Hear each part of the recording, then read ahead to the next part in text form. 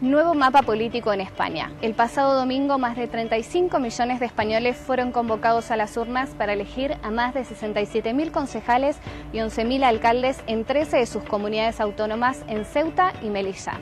Meses antes de la campaña electoral y durante esta, los ciudadanos se hacían una pregunta clara: ¿sería este el fin del bipartidismo? La respuesta fue contundente para el Partido Popular, formación liderada por el actual presidente del gobierno, Mariano Rajoy. Han perdido en casi todas las comunidades autónomas las mayorías absolutas y gobiernos en plazas significativas como la Comunidad Valenciana, Extremadura y Castilla-La Mancha. Por tanto, batacazo para el Partido Popular. El PSOE, por su parte, aunque no ha recibido los votos que esperaba, se ha aventajado respecto al Partido Popular. Y por su parte, consolidación de partidos como Podemos, liderado por Pablo Iglesias, y de Ciudadanos con Albert Rivera a la cabeza. Hay más datos que se extraen de estas elecciones autonómicas y municipales 2015. Partidos de izquierda como Unión, Progreso y Democracia, liderado por Rosa Díez, ha perdido la mayoría de las representaciones en muchas de las instituciones. Por tanto, batacazo para el PP. El resto de partidos se posicionan de manera aventajada y comienzan así las formaciones a intentar pactos. Este es el análisis de Ciudadanos y de expertos. Este era el escenario político español en 2011 y así se presenta tras los resultados obtenidos en las elecciones autonómicas y municipales 2015 que se celebraron el pasado 24 de mayo. El Partido Popular ha sido la formación que obtuvo más votos. Sin embargo, no ha alcanzado el número de escaños suficientes para liderar y llevar sus propuestas siquiera a los gobiernos y ayuntamientos que había conseguido en los anteriores comicios. Políticas tradicionales y emergentes se disputan el mando político de los próximos 4 años. Yo creo que podríamos calificarlo de histórico, porque yo creo que desde la época anterior a la Guerra Civil no habían aparecido fuerzas políticas con esta fuerza, ¿no? Y bueno, pues yo creo que incluso todo el periodo de la dictadura, más todo el periodo de la transición, las cosas han ido evolucionando hacia el bipartidismo que teníamos hasta hace unos días, y ahora ya digamos que la irrupción de nuevas fuerzas cambia el panorama político.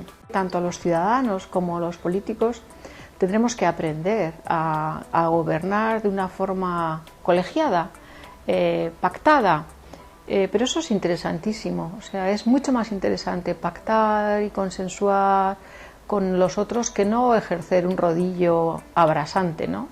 Entonces yo creo que eso de alguna forma recupera los principios de la democracia, es decir, que hay todas las voces que puedan participar y que todas las voces tengan interés en estar en el panorama político. Para comprender lo que ha ocurrido en las últimas elecciones tenemos que remontarnos hace 4 años, a las elecciones de hace 4 años y sobre todo al proceso y al movimiento del 15M de 2011.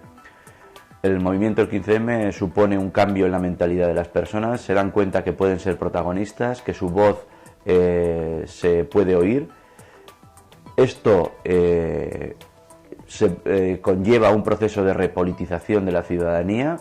A lo largo de estos últimos 4 años han aparecido múltiples expresiones de reivindicaciones concretas, la plataforma de los antidesahucios, la marea verde reivindicando defendiendo la educación pública, la marea blanca defendiendo la sanidad, la marea naranja defendiendo los servicios sociales. Este movimiento a partir de las elecciones europeas de 2015 lo canaliza en cierta manera, no todo, el movimiento Podemos, que obtiene un extraordinario resultado y sorpresivo para la mayoría de los científicos sociales y partidos políticos, medios de comunicación el año pasado, y a partir de entonces pues no deja de crecer. Se dan cuenta que es posible desde entrar en las instituciones y poder tener una voz propia que de alguna forma resulte atractiva para una parte importante de la población. El varapalo recibido por el Partido Popular al cierre de las urnas y la consolidación de Podemos y Ciudadanos han sido protagonistas en los titulares de las principales portadas del país. Ada Colau en Barcelona, líder de Barcelona en Comú, y Manuela Carmena al frente de Ahora Madrid se han convertido en las figuras del cambio de este 24M.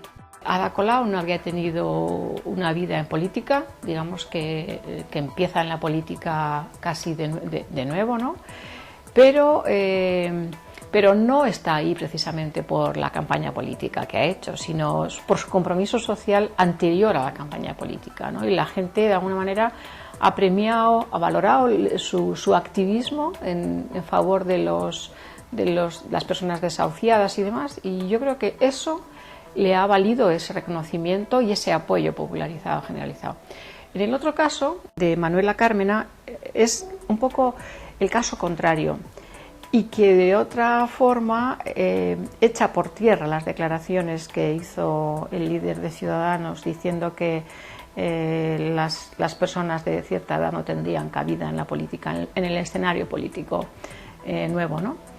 Y yo creo que es un poco la confirmación de que eso no es así, de que cuando hay compromiso, cuando hay ganas de luchar, cuando hay ganas de hacer las cosas bien, ella es el ejemplo de que efectivamente, tras décadas de compromiso social y político, la edad no es un inconveniente. Se puede plantear que a Podemos le votan una parte muy importante de aquellos que se sienten excluidos al margen del sistema, al margen de la sociedad, podemos decir, al margen de las posiciones más periféricas de la estructura social. Y esto lo encuentran aquí, un discurso fresco, un discurso que conecta con algunos elementos que estas gentes les sirven para evaluar sus expectativas de voto, su sentido del voto, que es, por ejemplo, con todo el tema de la corrupción, el tema de los de arriba, los de abajo, y es un lenguaje que rompe con algunos de los discursos hegemónicos que existían y logran marcar la agenda política, la agenda política y la agenda mediática, que es un elemento muy importante en comportamiento electoral. Los casos de corrupción en la interna de los partidos, el alto índice de desempleo, las promesas no cumplidas y la desconfianza de los ciudadanos en la política y en los políticos han sido algunos de los factores determinantes en la decisión del voto.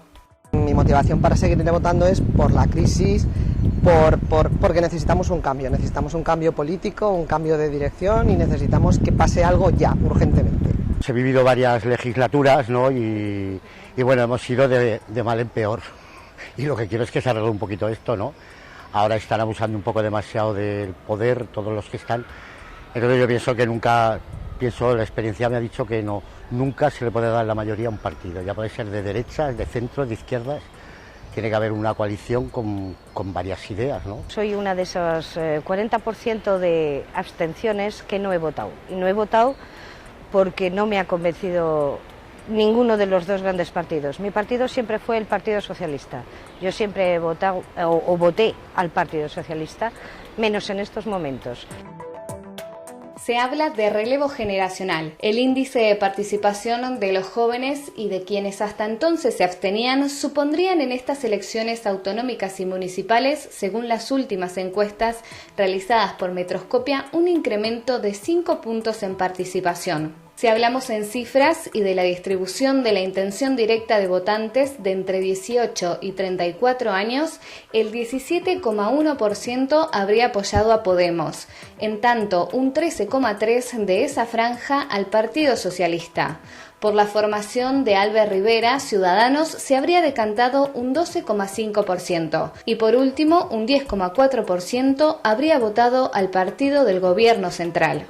Es imprescindible para poder cambiar las cosas y que si no votas luego no tienes derecho a quejarte. Entonces creo que es importante ir y depositar tu voto con lo que pienses. Tiene que haber un cambio, creo que las cosas no están bien como estaban, pero no quiero el día de mañana pensar que lo han hecho otros, o sea, quiero ser parte de ello. Este año han salido partidos políticos que eran un poco afines con mis ideologías, pero al final he decidido no votar porque creo que al final nadie cumple lo que dice. Hablamos de un profundo cambio en el poder. Los líderes comienzan a mover las primeras fichas de este ajedrez político, punto de partida para posibles pactos y un nuevo escenario autonómico y municipal. A mí me parece que si unos aprenden de otros, es decir, se aprende hasta de los errores, no volver a cometer aquellos errores, tratar de ir hacia el horizonte que la nueva política marca, yo creo que puede ser muy conveniente para todos. Yo creo que si consiguen sacar adelante gobiernos en Madrid, Barcelona, que son dos símbolos muy importantes, Zaragoza también, o La Coruña, por ejemplo, donde pueden estas candidaturas populares obtener las alcaldías, pues se va a ver, y si nos enseñan otra forma de hacer política, yo creo que lo tiene difícil el Partido Popular en las próximas elecciones. Si eso no se consigue, ¿qué puede pasar? Creo que va a remontar el Partido Socialista y el Partido Popular.